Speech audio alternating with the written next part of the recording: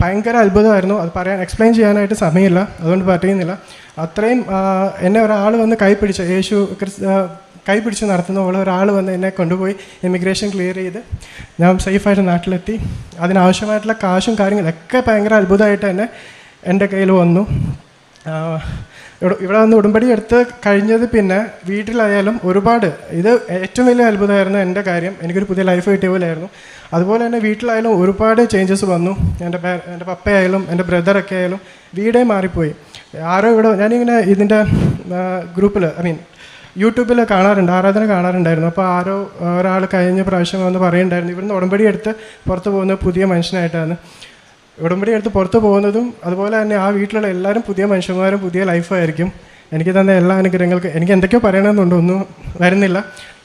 ചെയ്തു തന്ന എല്ലാ അനുഗ്രഹങ്ങൾക്കും മാതാവിനോടും തിരുക്കുമാരനോടും ഒരുപാട് നന്ദി പറയും.